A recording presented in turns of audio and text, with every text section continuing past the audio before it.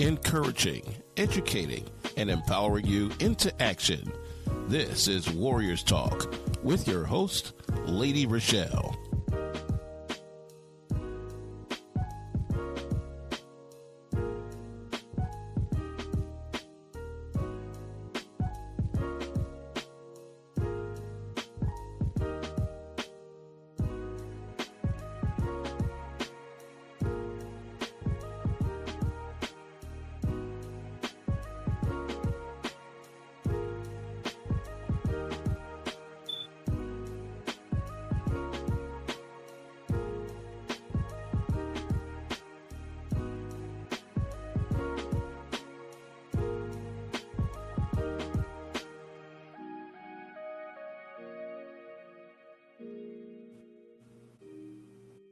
The views expressed on this program are not those of intellectualradio.com, its subsidiaries,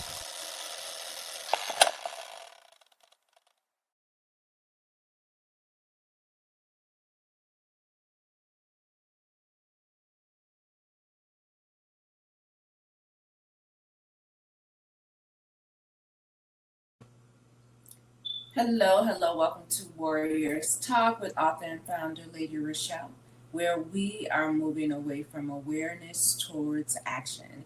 We are now a few months into the new year, and if we're being honest, many people have already given up on their resolutions. Maybe you started strong in January, you were motivated, you brought some workout clothes, and you said this would be your year. But life happened, we get busy, family responsibilities increase, and stress shows up. And slowly, the goals start to fade. Tonight, we want you to know we understand, but we can do something about it. Know that you're not behind, you're not a failure, and it's not too late to start. Health is not a January decision, health is a lifelong commitment. So go ahead, grab your water, grab your tea and your journals, and join us for this life saving conversation. Our topic tonight is New Year, New Goals, Now What? Getting back on track with your health. On the last episode of Warriors Talk, I talked about why some women delay health care.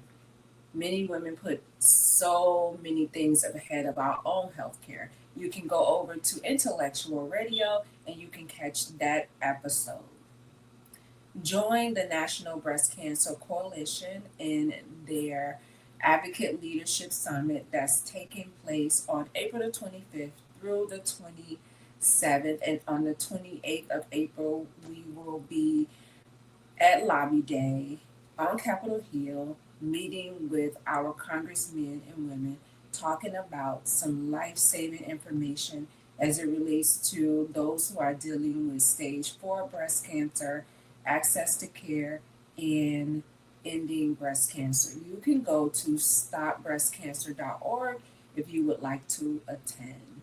And if you are joining me on any form of social media, please like the show, share the show, and invite someone else in on the show that you feel may benefit from this valuable information. We're so grateful for our sponsor today. We have Pastor Michael Richardson with the Emmanuel Church of God in Christ, who has a special message for us. Greetings, I am Pastor Michael Richardson. And I am First Lady Anastasia Richardson from the Emmanuel Church of God in Christ. We're located at 3058 West Van Buren in Chicago, Illinois. We are building upon a solid foundation. And we're inviting you to join us every Sunday morning on Facebook Live at Emmanuel Kojic at 10:15 Central Standard Time. And you can also view our videos on our YouTube channel at Emmanuel Kojic-MR. Once again, this is Pastor Michael Richardson and First Lady Anastasia Richardson. And we're from the Emmanuel Church of God in Christ. We are building upon a solid foundation. Joining me is our healthy solution expert with over 20 years experience as a family physician, and she is impacting lives every single day, Dr. Michelle Meeks. Hey, Doc. Hello there. How are you? It's been a little bit since we've talked, right? Yes, yes, but we're making it happen tonight for the people. We want to make sure that we are staying on track with educating everyone and pushing them towards action. So thank you so much. Absolutely. Absolutely. My pleasure to be here with a timely topic, right? Yes, new year, new goals, and getting back on track with our health. I'm sure everybody can relate to it and take something away from it. Yeah, because I know that we all make these grand plans and ideas when we're getting to the new year about what we're going to change and what we're going to do better or different. And by now, a majority of people have fallen off what they had planned to do, right?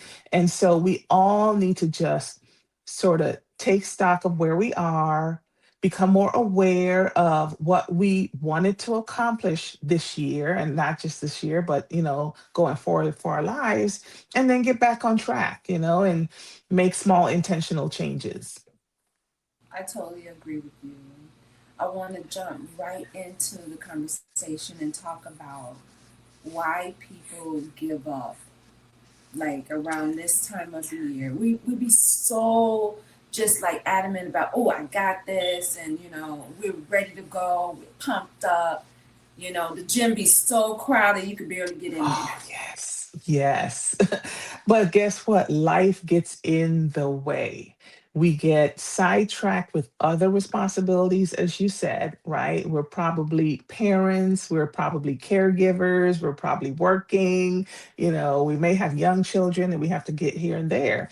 And we are doing so many other things that we forget about the plan we had, right? So, what you have there is perfect. Never give up. Just forgive yourself. I always say forgive yourself because it's not about perfection, it's about making small steps.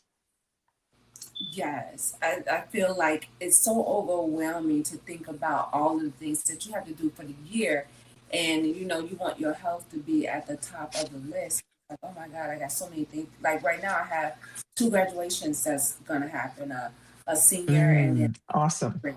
So just trying to get all of that together and stay on top of, okay, I gotta work out, I gotta make sure I'm doing all of these things so that I can be well and ready, to be able to enjoy Right. those. Right.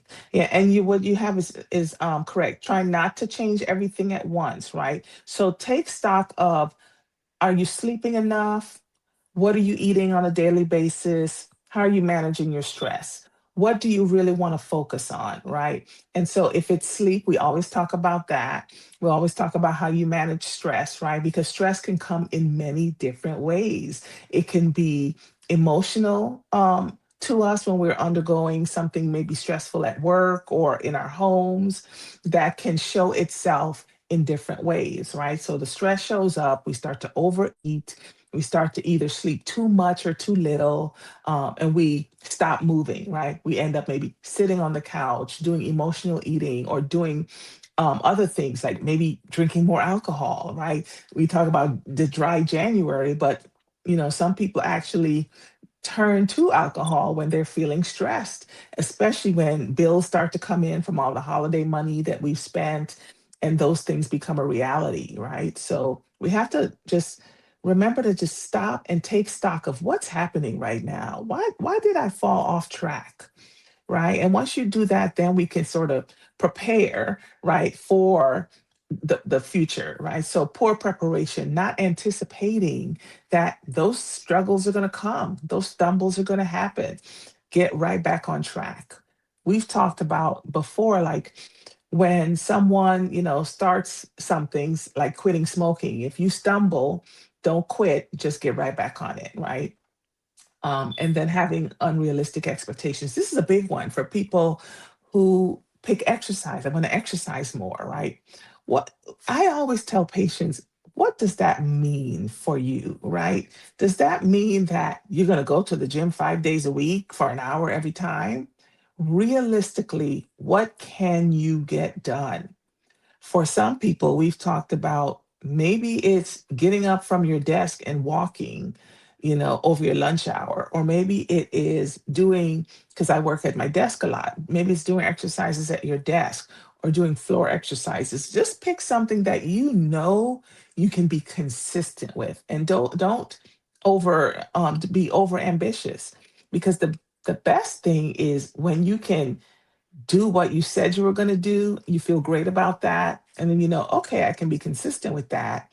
I can move it further and do more. So, for exercise in particular, set a realistic goal, right? If you know you are not going to get to the gym 5 days a week. I remember when I joined the gym here, because I moved out of state.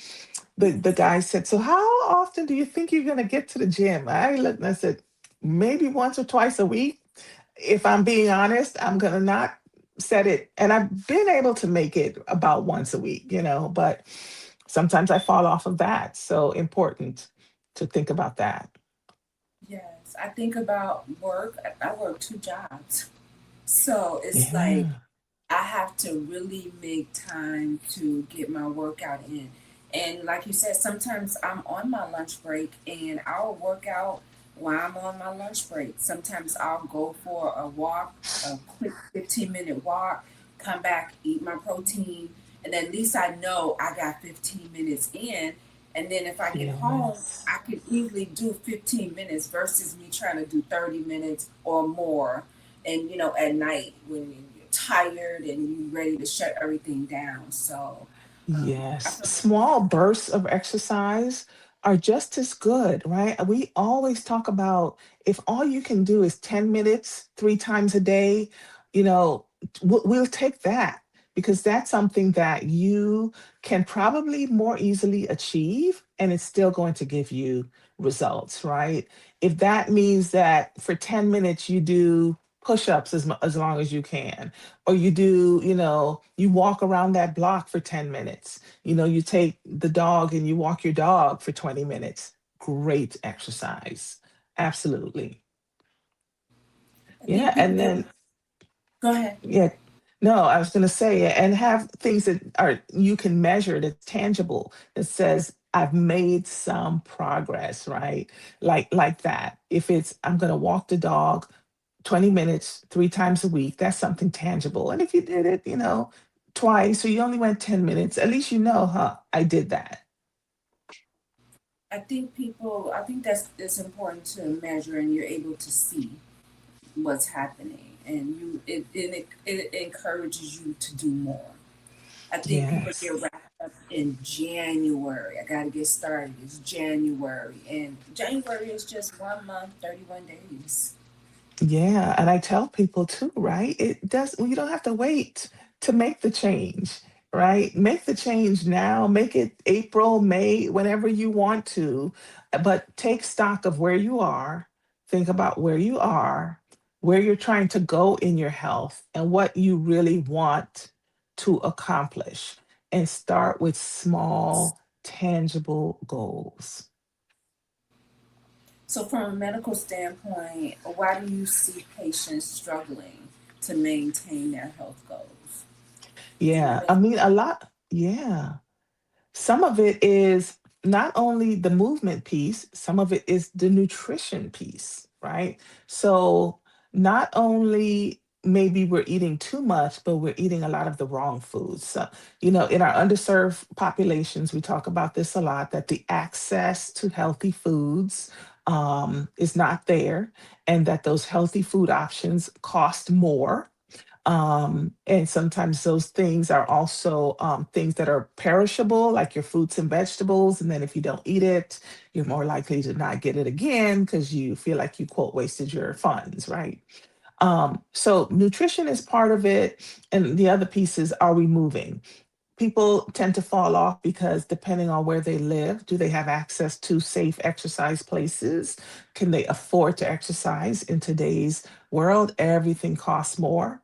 We know the cost of groceries are very, very high. So people reach for those things that are cheaper, that may be canned goods that can sit on the shelf for a long, long time. Sometimes they're not the healthiest. So, let's talk about getting back on track, redefining what health really means. Yeah, yeah. Health is really about the physical, the emotional, the mental, right? So we're talking right now a lot about the physical, but the emotional, mental piece also defines our health, right? Are we stressed? Are we depressed? Are we dealing with unresolved issues, from our past? All of that um, is encompassed when we talk about health, and being able to also manage that piece, because we know that when the mental health is not stable and in good shape as well, then the physical is affected. Your spiritual, your relationships with friends, family, spouse can be affected, right? And this is a good thing that you bring up, because talking about therapy and mental health in the Black community, sometimes we don't talk about these things. We've talked a lot about that I always tell patients, listen, we could all use therapy to talk about things. No one's life is perfect. And if you have never talked to a therapist and you feel like maybe I should give it a try, I would say go ahead and do that. If you're listening to me and you think that, or you think that you've tried it before and it didn't work, I always will say that trying out a therapist is like trying on a dress. If you tried on one dress and it didn't fit, you didn't like how you looked in it, you wouldn't give up dresses altogether, hopefully, right? You would find the right one for you, right? And that goes with anything. So if you tried on one therapist and they did not work, you did not mesh with them, try a different one. Absolutely. I like that. I think you kind of mentioned this before on the shows about having SMART goals when you are thinking about a healthier lifestyle, because we don't like to say diet. I know, I know. And we use this term SMART goals a lot in medicine too, because you want to be specific with it. That's the first part. You want to say, I'm going to. Okay, so if it's breakfast, let's get off of physical for a second. But if we're talking about nutrition, I say that you're going to eat one piece of fruit a day. Some people don't eat any, right? So that's something that you can specifically say, I'm going to reach for strawberries with my breakfast or something. That's specific, it's measurable, it's probably something you could achieve, right? And it's not just saying, I'm going to eat more fruits and vegetables, right? Um, that is sort of relevant to health, right? And it's time bound. At breakfast, I'm going to eat that, right? Or and think about what time of day, as I when I talk to patients about what they're trying to change, especially with food. Okay, so what time of day do you think would be the easiest to make the change? Because we want it to be measurable and achievable, right? So don't pick the worst time. But if you know, I really could, yeah, breakfast, I could work with breakfast. I can probably grab some fruit, or I can probably, make some eggs in the morning because that's protein, versus something that is high sugar cereal or something like that, right? So start with something specific that you can think of that you want to change nutrition wise, and sort of incorporate that. We talk a lot about an example is the Mediterranean diet. We talk about the diet all the time, and it has a lot of great things in it. But you might not be able to add nuts and grains and all the things that are in a Mediterranean diet. But you can say, you know what? I'm going to figure out how I can add grains to every lunch, right? So I can add that to my salad, or however you want to do that. So be specific, right? What does it mean to start with awareness and not extremes? Yeah. Start with knowing yourself and what health means to you and what you can achieve, right? So I've had friends and patients say, right, oh boy, I really want to lose about, 10 pounds every month so I could be down, by summer. And that's a lot, right? And maybe if you're very motivated, you could do it. But most people can't do that. They get frustrated. Life gets in the way, right? So be aware about yourself, what health means to you, and what you want to work on, right? For your own self, and really don't think about the extremes, but think about the achievable things that you can do. And that also includes, as we were talking about, mental health. Sleep, we haven't talked about sleep, right? We always talk about the lack of sleep, one of the things we give up a lot. And I know we talk about that with you. Yesterday, I was so sleepy, and I was like, my family was like, take a nap. I hate taking naps. So it's like, okay, I'm gonna take a nap for an hour. I'm setting my alarm for an hour. Please wake me up in an hour. I think I went to sleep for 3 hours. I woke up, I was so mad. I was like, nobody woke me up. And they was like, you was asleep. Like you was Yeah, tired. your body needed that. Yeah. So, I understand the sleep part and I can do so much better with this part. I feel like this is the only part that I don't have down that I need to have down because it's very important to my not my overall health, but even when it comes to just healing and repairing. Like if I'm not Yeah. getting enough, my body is not doing what it's supposed to do to make those things happen. Yeah, I'm glad you related it to that, right? Because when we are asleep, that's when our brain and our body repairs itself. It's what it does when we stop moving and the body can rest and the cells can regenerate.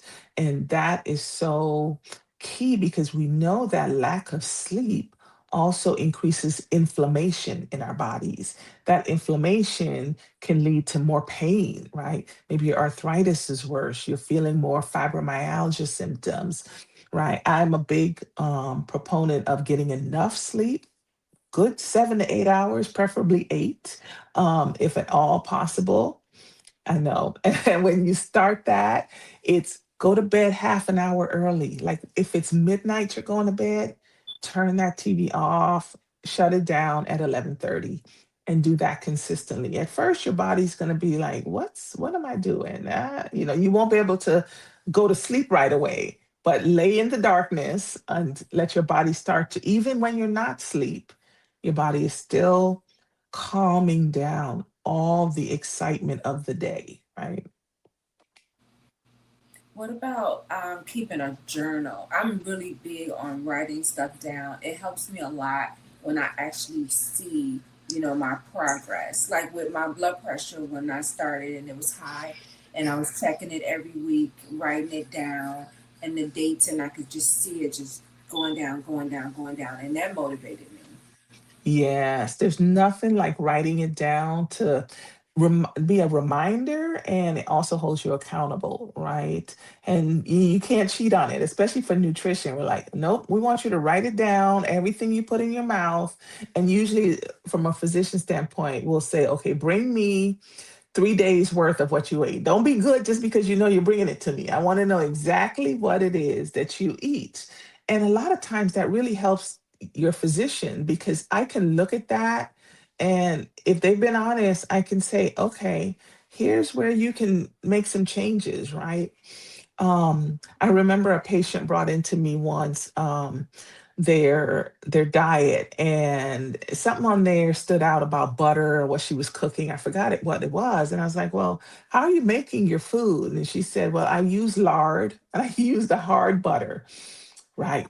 And I said, "Well, that's the worst kind of butter. The one thing that people may not know is the more liquid your butter, you know how you can get squeezable butter, right, in the bottles. The more liquid the butter, the healthier it is for you because it takes out a lot of the trans fats. So that's why lard, when you think about it, is bad, right? And then the regular tub butter is a little, even the sticks aren't good, right? Because those are harder than your tub butter. It's softer. And then they have the bottle squeeze butter. So easy way that I would tell patients, if at all possible, try to stay away from the hard sticks, the lard and the hard stick butter. Go to your softer options. But little things, Yeah. right? But writing it down, very important. Wow. Learn something. Yes, and focus on consistency, not perfection. Yes, this is so important because we set these goals, and then if we sort of fall off, we might give up, right? I'll say, for myself, the last couple of weeks, I haven't been to the gym. I was on vacation, I was out of town, I was doing all sorts of things besides really exercising. So I said, that's okay. I didn't do it for 2 weeks, but I'm going to get back on track, right? So just being aware, forgive yourself, get back on the horse, and go back to, doing what you said you were going to do. Writing things down, going back to the journal is so key. That helps to hold us accountable too. What about having an accountability partner? I'm one of those people that I don't really need to have accountability partner. I feel like they slow me down. I know, right? Everybody's different. You know what you need, right? But sometimes having that person that's in a place where you're trying to get to, right? So, if you have that friend that she goes to the gym all the time and she works out and she eats healthy, maybe that's the person that you want to call you when they're going to the gym, right? Or, hey, Rochelle, I'm going to the gym this afternoon. I'm going to pick you up, right? So sometimes that helps to just get you on track. And we know that when you are surrounded by people who exercise and are eating healthier, we tend to do the same thing, right? Because our nature is to sort of, okay, well, if everyone's sort of eating healthy, that goes for the house, right? We haven't even touched on what we were doing in our homes because our children are watching. Um, but yeah, but having an accountability partner helps to keep us aware and on track many times. But you want that person to be the person that's where you want to be, so they can really help motivate you. Absolutely. I work out at home. I did go to a gym, but then I canceled my membership. I'm like, that's money that I can save. So I tend to work out to YouTube videos. It's so much stuff Yes. that's on TikTok, and I save videos and workouts, and they work for me. And I have my So own schedule, much. and I'm really consistent. I'm one of those people that I'm really consistent at stuff, and if I say I'm going to do it, I'm on it. So, That's good. and my children see it. They know, okay, it's mommy time to work out. She's going to work out. And That part, yes. I want them to see that sometimes they work out with me. Sometimes we go for walks. We walk the trail, walk the dog. Like, I want them to see that, it starts at home. Um, the healthy habits that you pick up, habits, period, you pick up. You're going to carry them over into adulthood. And I want them to be able to know that, you know, they can make healthy choices that will take them throughout their life. And they could be small because I only do 30 minutes. Sometimes I do Yeah. 5 days a week, sometimes I do 6 days a week, but I try to remain consistent. Yeah, absolutely. And guess what? Our kids are watching. If you have young kids, they're watching. I remember we've talked before when my kids were crawling and just, young, I would be on the treadmill and they'd be playing right, there, and I could watch them. And now my kids who are 22 and 24, they exercise all the time, right? They pick up habits. They're going to do what you do. They don't even realize they're picking up those habits. But certainly don't let having young children stop you from exercise and say, "Oh, I'm too busy. I got to take care of the kids." Mm-mm, the kids can exercise with you. And as you said, you don't have to leave your house. They can be right there, and you can do 10 minutes, 20 minutes, 30 minutes, whatever you can do because they're watching. And for them, depending on their age, is fun. Absolutely, yes. My daughter even comes home because she runs track, and she's showing me the workout that they do for track. I'm like, girl, I can't do all this. Like, I know, I know. Those young kids, they can do a lot more, but let her be great and do all that. she's like, Mama, you gotta work on your abs. I'm like, no, I'm not trying to grow my abs. Yeah, it's part of your core. So yeah, it's fun. I'm learning from them. They're learning. Yeah, right. I want them to know how important health is to start now. Don't start when something is happening with your health, but start now. Yeah, that is so important. And from the physical and the nutrition standpoint, our kids are watching what we eat. What we eat is probably what they're going to eat, right? I always we can fall in the habit of, if we don't like something, we just don't give it to our children, right? Because we're not buying it for ourselves, so they never learn to eat different things. And so, i- as your kids are growing up, get in the habit of getting them to taste different foods, even if you might not like it, right? My kids love broccoli for some strange reason. I can't stand broccoli myself, but we would cook it and steam it or whatever, and they're pretty good with it. So those are parts of the things I want people to sort of take from our conversation. Is really knowing, part of it is our kids are watching, and we're going to teach them as they get older, and we're also going to be an example. Even though we're working on our own things and our own goals, we're still being an example to them. Well, what are some realistic health goals that you can encourage women to focus on? Because, this is Women's History Month. And so we're all about all things women all day, but for this month, we're Right. celebrating. Right. Yeah. Well, we always touch on preventative care, right? So being intentional about your preventative care things. That could be your gynecological exam if you haven't had that. Of course, your mammogram, going into your provider at least once a year, and probably more if you have medical conditions, right? Because at least once a year, they need to be doing the panel of blood work that we do, that can find things that you otherwise might not have symptoms of. And then, of course, checking your blood pressure. Blood pressure is the silent killer. You can have very high blood pressure and never have symptoms. So we want to catch that early. If you have high blood pressure, which is a silent disease, that can affect your kidneys, and your kidneys is a silent disease. So there are things that can be going on in your body, and if you're not being intentional about taking care of your preventative health and thinking, oh, I'm good, I don't have any problems, I get a cold here or there. Mm-mm. You need to go in at least once. So one of it is being intentional about prevention and scheduling your screenings, and not being afraid of what the doctor is going to find, because our goal is to find stuff early. Okay, earlier the better.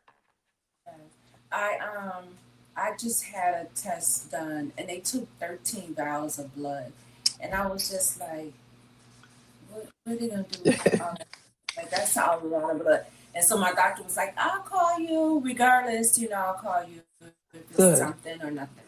So she ended up reaching out to me and said, she didn't see anything. I'll see you, in good, 6 months. I'm like, good. okay. So, because, I had the thyroid issues. So I'm just like, I was nervous. I was like, that's a lot of blood. I didn't want to do the Yeah. blood test, but I did not want to do it. I'm preaching and teaching everybody else to take control of their health. And then here I am over here being afraid. Even with my eyes, I had to get my eyes examined. Like, I'm squinting and having problems like reading stuff close up, and I'm like, ugh. And I'm like, I gotta get my eyes checked out. My daughter was like, Mom, just go. Right, I was like, really? I feel right, like it. Even that we take that. right. That's still part of your health. Your eyes is part of your health. Dental. Stop putting stuff on Yes. until something happens. And I was in so much pain like a month ago. Oh my goodness, I couldn't even focus. I was delirious. Um, Mm, just taking care of all of that, like, and just yes. preventable. Dentist is what, every 6 months. You go every 6 months to prevent stuff from happening. Your eyes once Right. a year too, so they can catch stuff if it's happening. So yeah. Right. Right. Yeah, because with the dental, just because you brought that up, that is the gateway for infections too, right? We put a lot of things in our mouths, foods that can have bacteria. If you break a tooth or if something happens, that is a way that you can introduce bacteria into your system. And you want to be sure to, be aware of that. And as we get older, we want to make sure that we keep all our teeth as long as we can. So that is important, along with your, as you said, your eye health and all those preventative things. Well, let's talk about, since March is Colorectal Cancer Awareness Month, and this is why we're on the subject of prevention. Yeah, yeah. So there's been so much conversation about colorectal cancer because we're hearing and seeing more and more people passing from it. I think it was the actor, it was James Vanderbeek who Yeah, recently passed. yeah, Um, and I think he was not even quite 50 when he was diagnosed. So, a lot of things. First of all, screening we now recommend earlier, right? So, usually at age 45. When I was in medical school 20 years ago, we would recommend screening at age 50. So, in general, if you have normal risk, you should be screened for colon cancer at age 45. Now, if you have any family history, let's say your dad was diagnosed with colon cancer at 45, then you should get tested 10 years earlier than the age when that person was diagnosed. So if they were diagnosed at 45, you start your screening at 35. And you would get a colonoscopy. Now, if you're regular risk, there's other testing besides a colonoscopy. There's Cologuard, which are tests where they check for blood in the stool. But that's for people who don't have an increased risk of colon cancer. If you have an increased risk of colon cancer, you have to have a colonoscopy. The screening would start earlier if you have certain diseases such as ulcerative colitis or Crohn's, which are inflammatory conditions of the bowel. It could increase your risk, especially ulcerative colitis can increase your risk of colon cancer. You want to get checked because if you have just a polyp, a little growth, when they do the colonoscopy, they can remove that because a polyp left unchecked can become a cancer. And again, polyps, no symptoms. That's one of the, this is all preventative. This is all preventative, right? So we know that for some reason, colon cancer seems to be diagnosed earlier and earlier. We used to think it was just, older people over 50. And that's when we said, oh, we'll just screen at age 50.